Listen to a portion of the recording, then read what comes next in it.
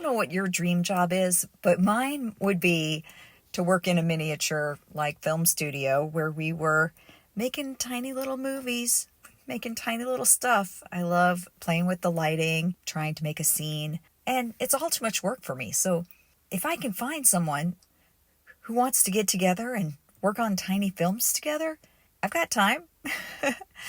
Crafting could actually be a career for some people. I don't know anybody. I don't think I know anybody who's been able to make a business out of it that actually brings in a solid annual income of like even $50,000 a year. If I knew that person, I would be trying to take notes from them to figure out how they did it. I'm just going to make my little cute stuff and keep plugging away at my pretend career of making miniatures. Check out this effect. If I move this light just a little bit in the background, it goes through the window. It makes it look like a car is driving by. Isn't that cool? When I change the color of the light, it looks more like daylight. And then I'm trying to figure out that, do I have to move the light in an arc to make it look like it's sun moving through the room? Hey, look, it's a living room inside of a living room. Actually, that's a bedroom. I just have the one room, so I switch out the furniture.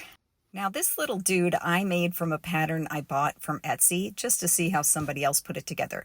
The pattern cost $3.75, and it's from somebody in Kazakhstan or somewhere like that. And that is a great business to be in. You draw up a pattern, you take a bunch of photos, and then you can just repeatedly sell the same pattern over and over again for a small price. And for me, like $3.50 or $3.75 is just nothing. So it was a no-brainer to look at somebody else's pattern and give it a try. Apparently, you can get a really decent apartment in the city center in Kazakhstan for like $719 US a month. Whereas like here, rents are going like maybe $1,400 to $2,000 a month for the same kind of apartment. So how many $3 patterns do you have to sell to pay the rent? Not that many, really. Making my own patterns and instruction should be something on my list of things to do and sell on Etsy. Because as far as I can tell, it's so fun to think about like having a life crafting for a living. But the truth is you've got to make something that's scalable.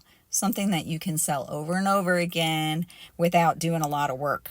Some hobbies like mine are just pretty much useless. So I hope that you enjoy them and you get a kick out of these tiny things, because I do, and I enjoy sharing them with you. And I hope you're having a great weekend or day or, whatever it is when you're catching this. Oh my God, I dropped it.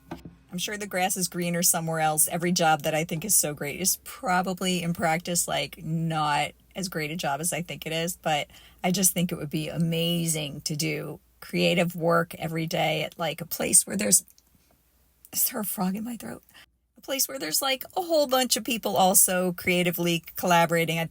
I think that would be the best. If I never find this group of people to work creatively with, well, then I don't. But in the meantime, I'm just going to keep making really fun, cute, just weird stuff like I do. And I hope that you're here to enjoy it with me. There's this economics professor who's really famous online, and he says, if you can't be in the top 1% of whatever your craft is, whatever your skill is, you're not going to make any money, and you're going to need to have a real job or, a husband who makes a lot of money or something like that. That's the thing. And do it on the weekend is what he says. He says, just make the things that make you happy on the weekend, and the rest of the time you can do the grind and go to the job and take the paycheck and still be happy, but you can't compete. Like if you're a musician, if you're not in the top 1%, you're not going to be on the radio. You're not going to be making a full-time career of it. So just do it on the weekends. Do it when it makes you happy. And I think that's pretty good advice that I wished I listened to. My parents told me this. Okay. They said, don't go to art school because artists starve. And, I hate to admit it, but, they're right. And now when my kid tells me he wants to go to school and be a graphic designer, I'm like, please double major in something else in college, because AI is taking over a big part of the art space, and especially the kind of art space like web design and graphic design. A lot of that can be done without any humans involved. So have a backup plan.